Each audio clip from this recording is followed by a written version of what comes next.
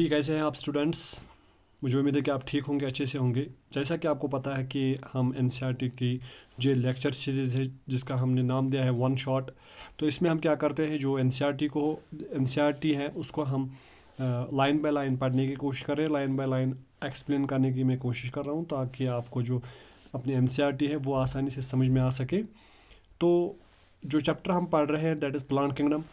Plant kingdom के already हमने कुछ लेक्चर्स आपको पता ही है कि अपलोड किए हुए हैं, और आज इसका ये मैं छोटा सा एक लेक्चर बनाऊंगा क्योंकि हमें जो रह गया था टॉपिक वो था एंजियोस्पर्म्स। एंजियोस्पर्म्स को इसमें हम कंप्लीट करेंगे, और एंजियोस्पर्म्स का हमें थोड़ा सा ही पढ़ना है 11th में, और बाकी जाके आपको 12th में पढ़ना है। तो वहाँ पर जब हम 12th एनसीईआरटी करेंगे तो वहाँ पर इसको हम थॉरोली इसको वहाँ पर मैं एक्सप्लेन करने की कोशिश करूँगा, और यहाँ पर थोड़ा सा ही आपको पढ़ना है और उसको मैं एक्सप्लेन करने की कोशिश करूँगा। और इसका थोड़ा सा ये छोटा सा एक ये बनेगा ये वीडियो, तो इसको आप ज़रूर देखिएगा। और इसमें हमारा ये जो चैप्टर नंबर 3 है दैट इज़ प्लांट किंगडम, ये कंप्लीट हो जाएगा, और आपका जो चैप्टर नंबर 3 है वो इस तरह से ये कंप्लीट हो जाएगा। तो आज का जो हमारा लेक्चर है दैट इज़ एंजियोस्पर्म्स। ठीक है, एंजियोस्पर्म्स। जैसे कि आपने ऑलरेडी पढ़ा कि जो इससे पहले आपने जिम्नास्पर्म्स पढ़ा, वहाँ पर आपने देखा कि वहाँ पर जो ओव्यूल्स थे वो नेकेड थे। ठीक है, ओव्यूल्स वहाँ पर क्या थे, नेकेड। लेकिन जो एंजियोस्पर्म्स होते हैं इनमें जो सीड्स होते हैं, सीड्स इनमें क्या होते हैं, दे आर नॉट नेकेड। इनमें सीड्स नेकेड नहीं होते, सीड्स आर नॉट नेकेड।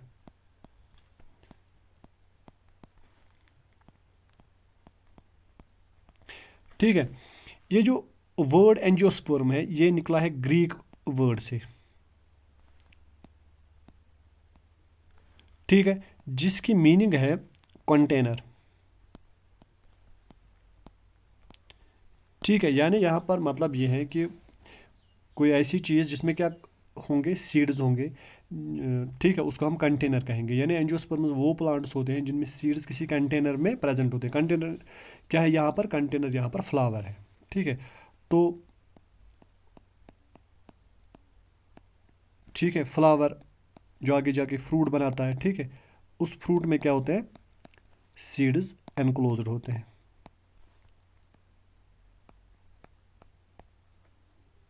ठीक है,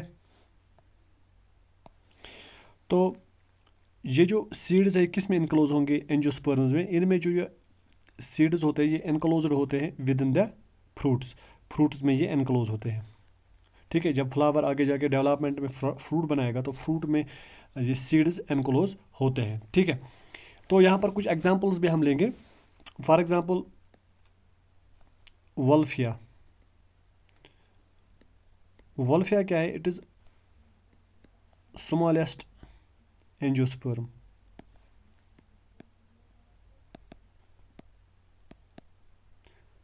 ठीक है, और सबसे बड़ा अगर आपको देखना होगा कि सबसे बड़ा जो एंजियोस्पर्म है दैट इज यूकलिप्टस,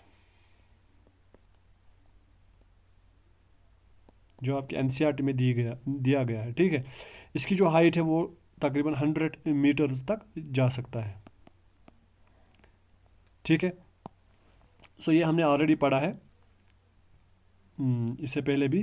तो यहाँ पर क्या मैंने बोला कि सबसे छोटा एंजियोस्पर्म कौन सा है, that is smallest angiosperm is Wolffia, और सबसे बड़ा यूक्लोप्टस। तो ये आपके एग्जाम पॉइंट ऑफ व्यू से बहुत इंपॉर्टेंट है। तो अगर हम देखें what is the economic importance, इनकी क्या इकोनॉमिक इम्पोर्टेंस है एंजियोस्पर्म्स की। ठीक है, देखो एक तो ये हमें प्रोवाइड कराते हैं फूड। ठीक है, फूड भी प्रोवाइड करते हैं, फोडर भी ये प्रोवाइड करते हैं। ठीक है, और फ्यूल भी ये क्या करते हैं, ये प्रोवाइड करते हैं। और दूसरा इनका है मेडिसिनल वैल्यू भी, कुछ मेडिसिन इनसे बनते हैं। ठीक है, मेडिसिनल प्लांट्स है कुछ, तो कुछ ऐसे भी हैं जिनका कमर्शियल वैल्यू भी है। ठीक है, यहाँ तक। तो आपको जैसे कि आपको पता है कि जो एंजियोस्पर्म्स हैं इनको दो ग्रुप्स में डिवाइड किया गया है। एंजियोस्पर्म्स को दो ग्रुप्स में, या हम कह सकते हैं टू क्लासेस में क्या किया गया, डिवाइड किया गया। एक तो है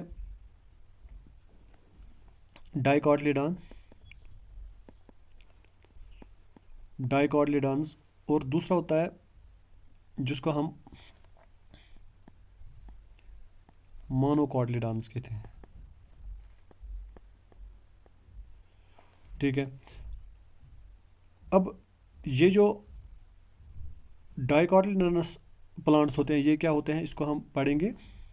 और मोनोकोटिलीडॉन्स ये क्या होते हैं। देखो, डाइकोटिलीडॉन्स वो प्लांट्स होते हैं जिनके सीड्स में 2 कोटिलीडॉन्स हो।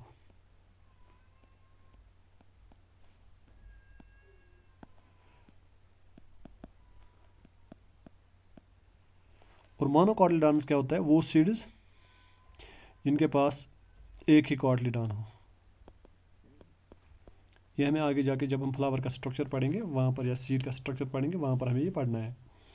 ठीक है, दूसरी इंपॉर्टेंट पॉइंट क्या है इसमें, जो डाइकोटिलीडॉन्स होते हैं, डाइकोटिलीडॉन्स इनमें क्या होती है, जो इनमें वेनिएशन होती है, फ्लावर होता है ना, तो फ्लावर्स में क्या होते हैं, वीन्स होते हैं ना, इस तरीके से आपने देखा होगा, उसको वेनिएशन कहते हैं। जो पैटर्न इनका होता है कि इनमें कैसा पैटर्न होगा वेनिएशन का, उसको हम कहते हैं वेनिएशन। जो वेनिएशन होती है,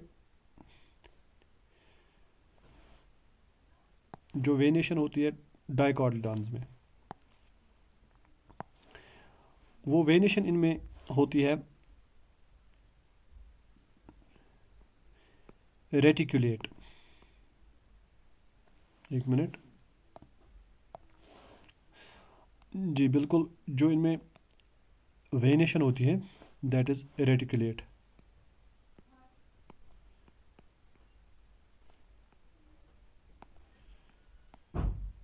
ठीक है, इनमें होती है रेटिकुलेट वेनिएशन। अब आप बोलोगे रेटिकुलेट वेनिएशन क्या होती है, ये कोई लीफ है, ठीक है, तो नेट लाइक स्ट्रक्चर ऐसा होता है इनमें, तो इसको कहते हैं रेटिकुलेट वेनिएशन। और जो मोनोकोटिलीडॉन्स होते हैं इनमें होती है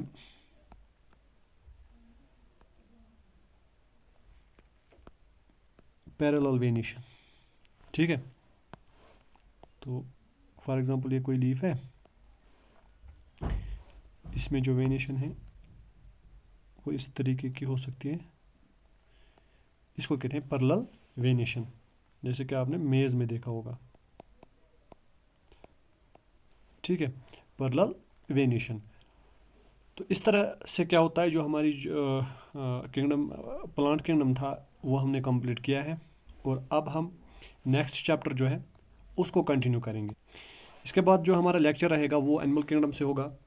और जितने भी क्वेश्चंस अब जो प्लांट किंगडम के रहते हैं एनसीईआरटी बेस्ड, या जो हमारे नीट के रिलेटेड क्वेश्चंस हैं, वो हम अगले लेक्चर में करेंगे उनको। जैसे कि मैं करा रहा हूँ, इससे पहले भी 2 लेक्चर्स हमने नीट बेस्ड एमसीक्यूज़ पे किए हैं, जो आपके एग्जाम्स में पूछे जा चुके हैं या जो क्वेश्चंस आ सकते हैं।